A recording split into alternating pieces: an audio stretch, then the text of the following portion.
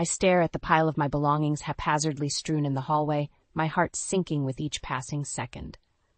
The door to my loft, my sanctuary, remains firmly shut. The locks changed without my knowledge or consent. Confusion and disbelief wage a war inside me as I try to comprehend the scene before me. Surprise! Marcy's voice cuts through the haze, her tone dripping with false cheer. She emerges from behind the door, a smug grin plastered on her face. I'm pregnant, and we need a bigger place. Your loft is perfect. Her words hit me like a sucker punch, knocking the wind out of my lungs. What? You can't just take over my home, Marcy. This is my place, my life. Oh, come on, Tessa. You're never here anyway, always jetting off to some work thing. It's time to grow up and think about family. She rests her hand on her still flat stomach, her eyes glinting with a challenge. Anger bubbles up inside me, mixing with the sting of betrayal. Family? You mean the one that changes my locks and throws my stuff out without even a conversation? Marcy rolls her eyes, dismissing my outrage with a flippant wave of her hand. Don't be so dramatic. You can crash with Mom and Dad for a while. They'll be thrilled to have you back home. And what about my job, my responsibilities? I can't just upend my life because you decided to get knocked up. The words come out harsher than I intend, but the hurt fuels my indignation. Responsibilities? Marcy scoffs, her lips curling into a sneer. You mean like the way you've been playing the martyr, acting like you're the only one holding this family together? Well, guess what? It's my turn now. I need this more than you do. Her callousness cuts deep, the weight of her entitlement pressing down on my chest. You can't just take what's mine, Marcy. This is my home, my life. You have no right. No right. She laughs, the sound grating against my ears. I have every right. I'm the one starting a family, while you're just playing house in your fancy loft. It's time for you to step aside and let me have my chance. Tears prick at the corners of my eyes, but I refuse to let them fall. I won't give her the satisfaction of seeing me crumble. This isn't over, Marcy. You can't just steamroll over my life like this. Watch me. Her voice is cold, her eyes glinting with a triumphant gleam. Face it, Tessa, you've always been the responsible one, the one who cleans up everyone's messes. Well, now it's time for you to clean up your own. With those cutting words, she turns on her heel and slams the door in my face, leaving me standing amidst the wreckage of my life. The click of the lock echoes in the hallway, a brutal finality to her actions. I sink to the floor, my back pressed against the wall, as the weight of her betrayal crashes over me. How could she do this? How could my own sister, my flesh and blood, turn against me like this? As I sit there, surrounded by the scattered remnants of my life, a fierce determination takes root inside me. I won't let her win. I won't let her destroy everything I've worked so hard to build. I'll find a way to fight back, to reclaim what's rightfully mine. Marcy may think she's won, but she has no idea the storm that's coming her way. Growing up, I always felt like I was living in Marcy's shadow. She was the charming one, the free spirit who could light up a room with her smile. I, on the other hand, was the responsible one, the diligent daughter who worked hard to make something of myself. Our parents, Janet and Harold, always seemed to favor Marcy. They indulged her every whim, bailing her out of trouble time and time again. I remember the countless nights I stayed up late, studying for exams or working on projects, while Marcy was out partying with her friends. When I landed my first job as a marketing consultant, I thought things would change. I hoped that my parents would finally see me as an equal, someone to be proud of. But even then, Marcy managed to steal the spotlight. Tessa, honey, we're so proud of you, Mom said during one of our weekly phone calls. But have you heard about Marcy's latest adventure? She's going to backpack through Europe for a few months. Isn't that exciting? I gritted my teeth, trying to keep the bitterness out of my voice. That's great, Mom, but what about my promotion at work?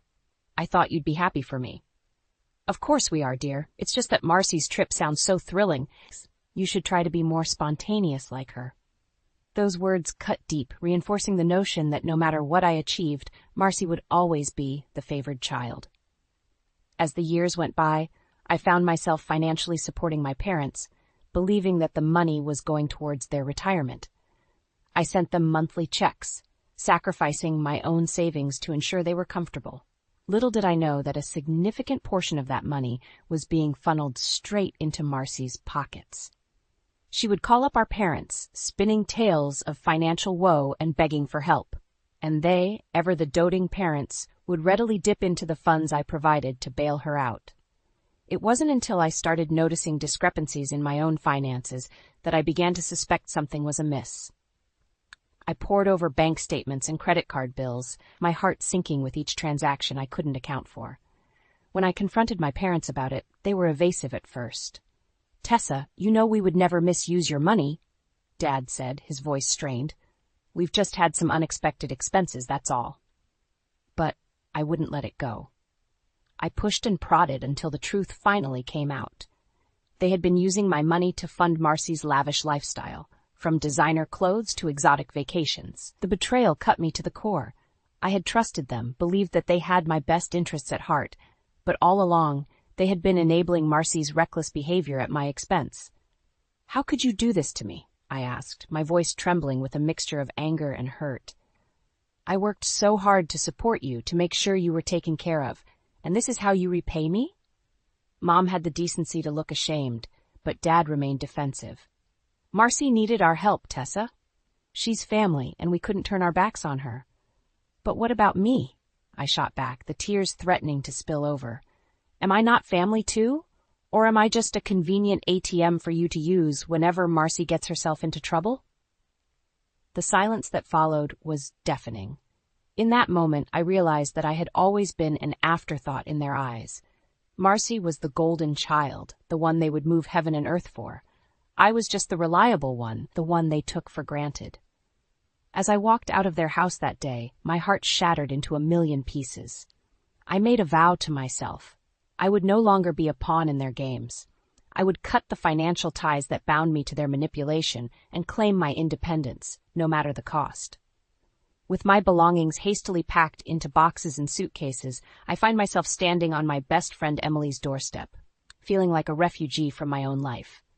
She opens the door, her eyes widening as she takes in my disheveled appearance.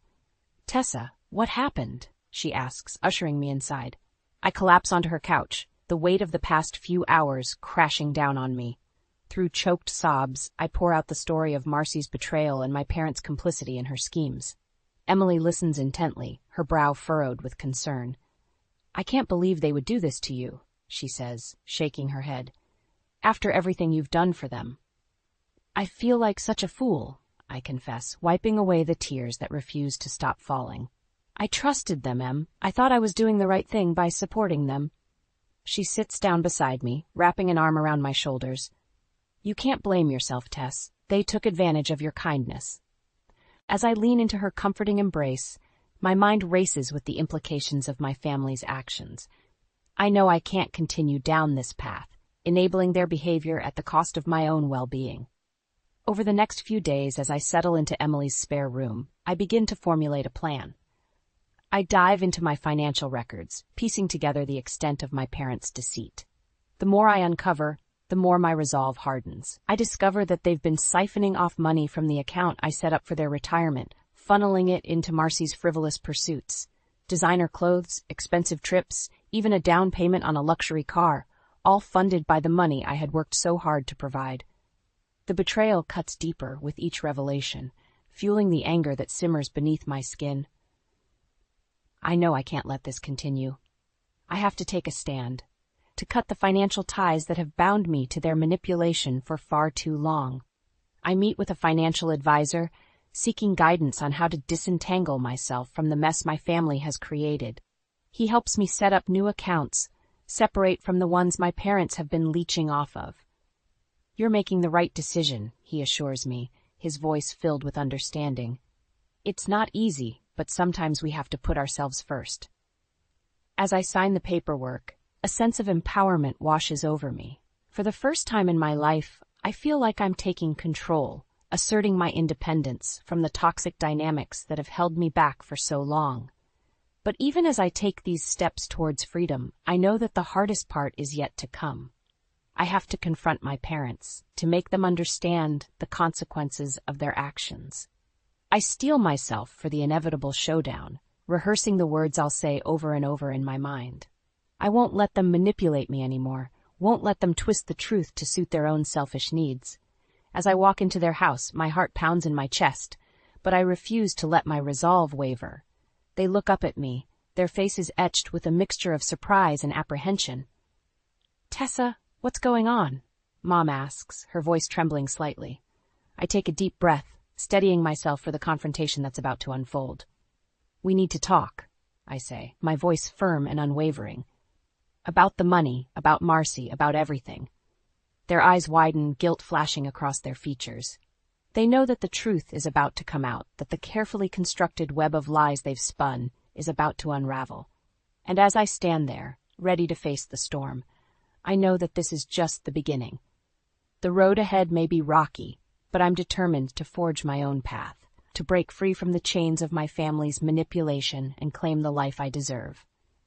The family gathering is in full swing when I arrive, the sound of laughter and chatter filling the air. I take a deep breath, steeling myself for the confrontation that's about to unfold. With a stack of credit card statements clutched in my hand, I make my way through the crowd, my eyes scanning the room for Marcy. I find her holding court in the kitchen, surrounded by a group of admiring relatives. She's regaling them with tales of her latest shopping spree, bragging about the designer clothes and expensive jewelry she's acquired. "Marcy, we need to talk," I say, my voice cutting through the frivolity like a knife. She turns to face me, her eyes narrowing as she takes in the serious expression on my face. "Can't it wait, Tessa? I'm in the middle of a story." "No, it can't." I hold up the credit card statements, my hand trembling slightly. "We need to talk about this." Marcy's eyes widen as she realizes what I'm holding, a flicker of panic crossing her features. She quickly composes herself, plastering a fake smile on her face. "I don't know what you're talking about, sis. Those must be your statements." I shake my head, anger bubbling up inside me. "Don't lie to me, Marcy. I know you've been using my credit to finance your little shopping adventures." The room falls silent, the tension palpable. Our relatives exchange uncomfortable glances, sensing the storm that's about to break. "I have no idea what you're talking about," Marcy insists, her voice dripping with false innocence. "You must be mistaken." I can't contain my fury any longer. "Mistaken? You've been racking up thousands of dollars in charges on my credit cards, Marcy. Designer clothes, expensive jewelry, lavish vacations, all on my dime." Marcy's facade cracks, her true colors shining through. "Oh, come on, Tessa. It's not like you can't afford it. You're the big shot with the fancy job, remember?" Her words are like a slap in the face, the entitlement and lack of remorse behind them stunning me into silence for a moment. But I quickly recover, my resolve hardening. "That's not the point, Marcy. You had no right to use my credit without my permission. It's fraud, plain and simple." She scoffs, rolling her eyes. "Fraud? Don't be so dramatic, sis. It's just a little shopping. No big deal." I can feel the eyes of our relatives on us, the weight of their judgment heavy in the air, but I refuse to back down, to let Marcy's manipulations go unchallenged any longer. "It is a big deal, Marcy. You've been taking advantage of me for years, using me as your personal piggy bank. Well, guess what? I'm done. I'm done enabling your reckless behavior, done cleaning up your messes." Marcy's eyes flash with anger, her true nature finally exposed for all to see. "You're just jealous, Tessa. Jealous that I know how to live life to the fullest while you're stuck in your boring little world." I shake my head, a bitter laugh escaping my lips. "You call this living life to the fullest? Stealing from your own sister, manipulating our parents, leaving a trail of destruction in your wake? That's not living, Marcy. That's being a selfish, entitled brat." The room erupts into chaos, our relatives taking sides and voices rising in a cacophony of accusations and defenses.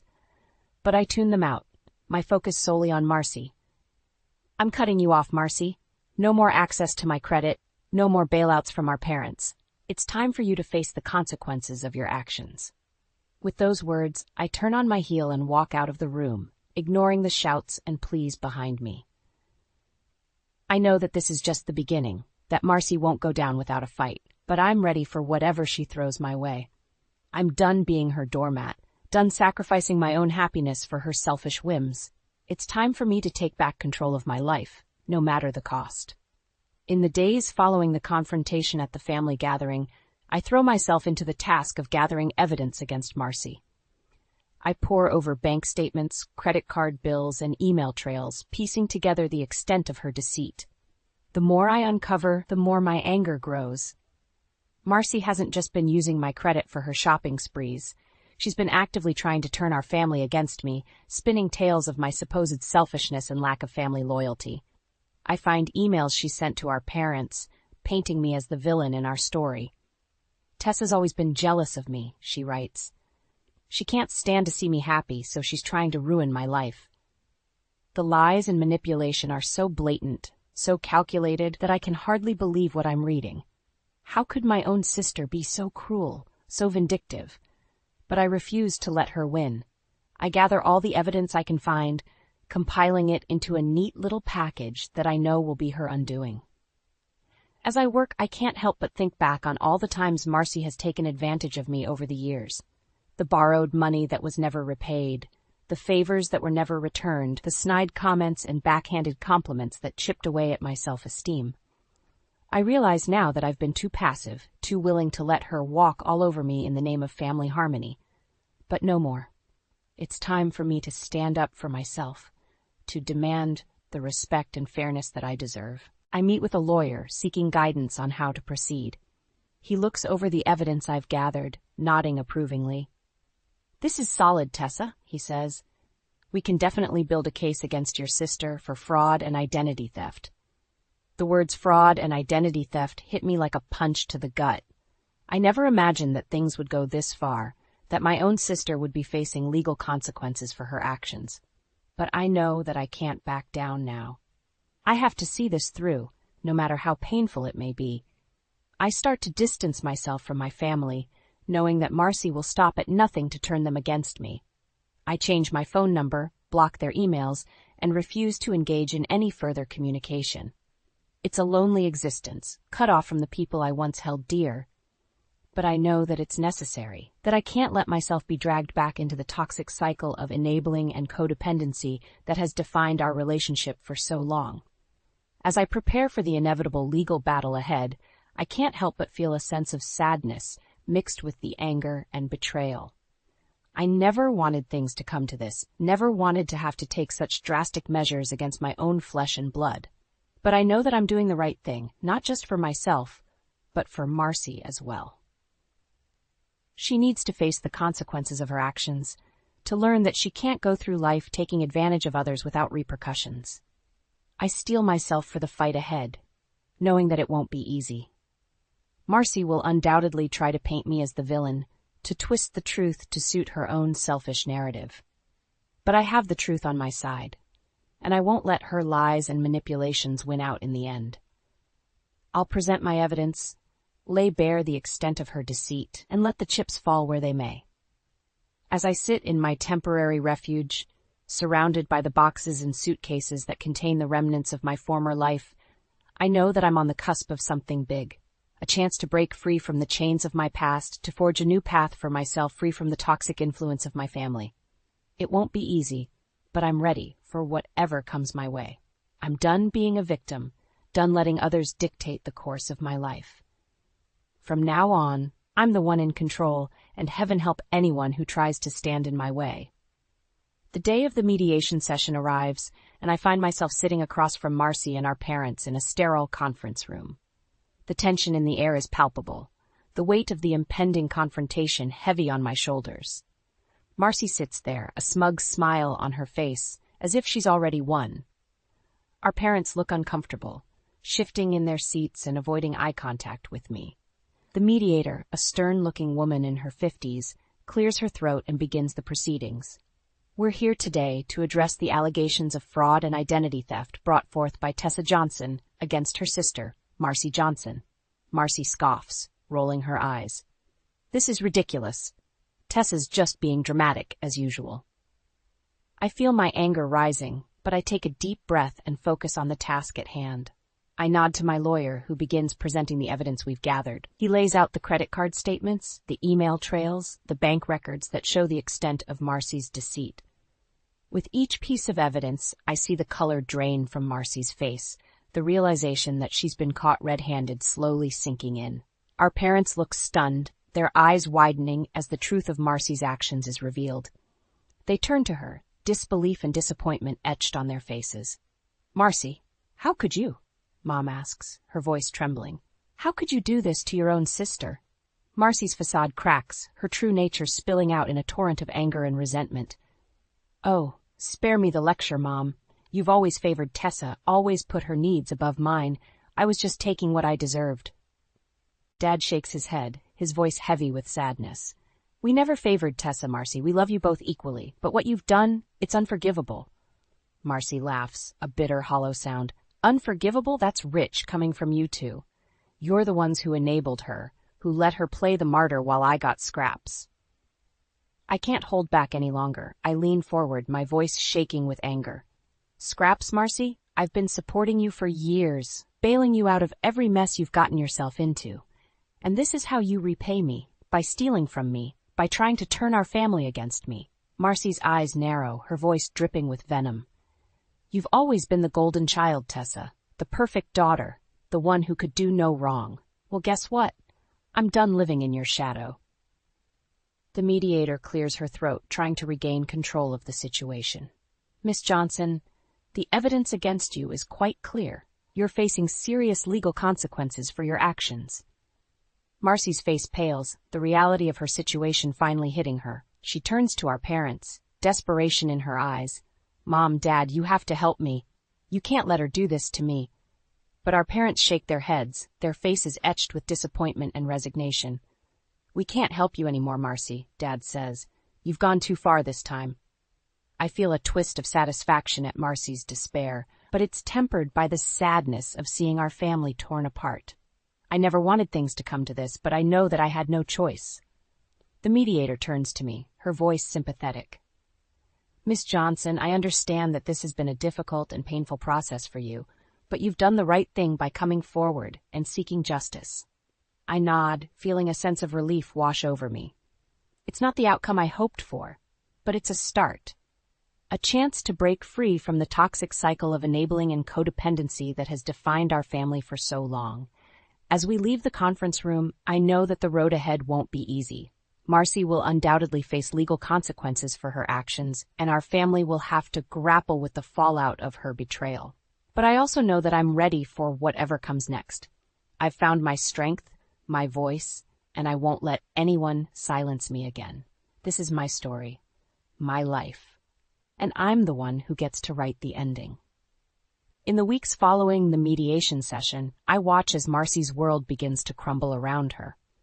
The legal consequences of her actions start to catch up with her, and she's forced to face the reality of the mess she's created. I hear through the grapevine that she's been fired from her job, her employer citing the pending fraud charges as grounds for termination. Her fancy apartment, the one she so gleefully took from me, is now in jeopardy as she struggles to make ends meet. Part of me feels a twisted sense of satisfaction at seeing her suffer, at watching the scales of justice finally tip in my favor. But another part of me, the part that still remembers the little girl who used to climb into my bed during thunderstorms, feels a pang of sadness at how far we've fallen. I try to push those feelings aside, focusing instead on the task of rebuilding my own life. I throw myself into my work, taking on new projects and responsibilities in an effort to distract myself from the pain of my family's betrayal. But even as I try to move forward, Marcy's presence still lingers like a shadow over my life. She starts calling me at all hours of the day and night, her voice slurred and desperate as she begs for my help. "Tessa, please," she sobs into the phone. "I need money. I'm going to lose everything." I feel a flicker of anger at her audacity, at the fact that she still thinks she can manipulate me into cleaning up her messes. "You should have thought of that before you stole from me, Marcy. I'm not your personal ATM anymore." She lashes out then, her voice filled with venom. "You're enjoying this, aren't you? Seeing me suffer, watching me lose everything. You've always been jealous of me, always wanted to see me fail." I shake my head, even though she can't see me. "I never wanted this, Marcy. I never wanted our family to be torn apart like this. But you made your choices, and now you have to live with the consequences." She hangs up on me then, and I'm left feeling drained and empty. I know that I'm doing the right thing by cutting her off, by refusing to enable her any longer. But it doesn't make it any easier to watch my sister self-destruct. As the weeks turn into months, I start to hear rumors about Marcy's increasingly erratic behavior. She's been spotted drunk in public, getting into fights with strangers, and causing scenes at local bars. I try to distance myself from the gossip, focusing instead on my own healing. I start seeing a therapist, working through the years of trauma and codependency that have defined my relationship with my family. It's a slow and painful process, but gradually I start to feel a sense of hope and possibility that I haven't felt in years. I start to imagine a life beyond the confines of my family's dysfunction, a future where I'm free to be my own person, unencumbered by the weight of their expectations and demands. And then, one day, I receive a letter from Marcy. It's short and to the point, a simple apology for all the pain she's caused me over the years. "I know I can't undo what I've done," she writes, "but I'm getting help now, and I'm trying to be a better person. I hope that someday you can find it in your heart to forgive me." I read the letter over and over again, feeling a mix of emotions swirling inside me. Part of me wants to crumple it up and throw it away, to dismiss it as just another manipulation tactic. But another part of me, the part that still remembers the bond we once shared, feels a glimmer of hope. Maybe, just maybe, there's a chance for us to heal, to find a way forward that doesn't involve the toxic cycles of the past. I know that it won't be easy, that there's no guarantee that Marcy will follow through on her promises. But for the first time in a long time, I allow myself to hope, to believe that change is possible.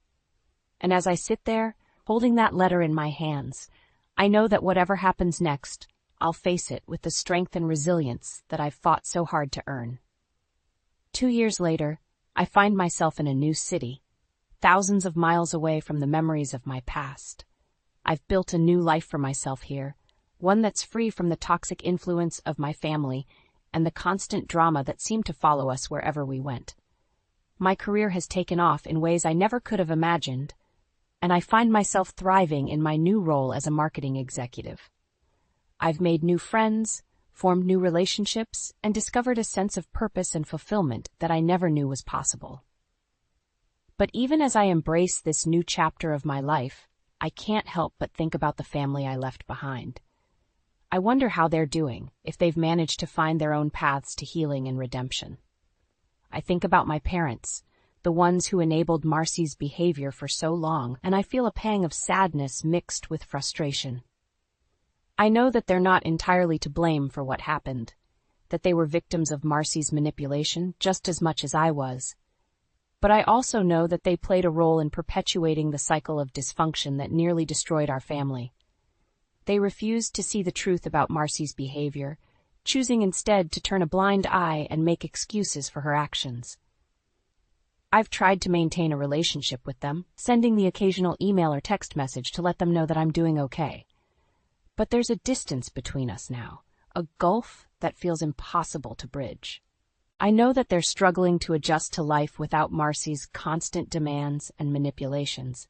I've heard through the grapevine that they've had to downsize their lifestyle, selling off assets and cutting back on expenses in order to stay afloat. Part of me feels a twisted sense of satisfaction at the thought of them finally facing the consequences of their actions. But another part of me, the part that still remembers the love and support they once provided, feels a deep sense of sadness at how far we've fallen. I try to push those feelings aside, focusing instead on the task of building a better future for myself. I've learned the hard way that I can't change the past, that I can't force my family to be something they're not. But what I can do is make sure that I never repeat their mistakes. I can break the cycle of codependency and dysfunction that nearly destroyed us all, and create a new legacy for myself that's based on honesty, integrity, and self-respect. And so I pour myself into my work, into my friendships, into the things that bring me joy and fulfillment.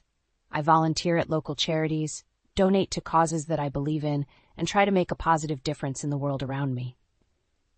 I know that I can't save everyone, that I can't fix all the broken parts of my family's past, but I can be a force for good in my own life and in the lives of those around me. And as for Marcy, the sister who nearly destroyed everything I held dear, I hear through the grapevine that she's started to turn her life around, that she's entered a rehab program, and is working to make amends for her past actions. I don't know if I'll ever be able to forgive her completely, if I'll ever be able to trust her again after everything that's happened. But I do know that I'm proud of her for taking that first step, for finally acknowledging the pain she's caused and working to be a better person. Maybe someday we'll find our way back to each other. Maybe we'll be able to rebuild the bond that was once so strong between us. But for now, I'm content to focus on my own journey, on the path that I've chosen for myself. And as I look out at the city skyline, at the endless possibilities that stretch out before me, I know that I'm exactly where I'm meant to be. I'm free, I'm happy, and I'm finally living life on my own terms.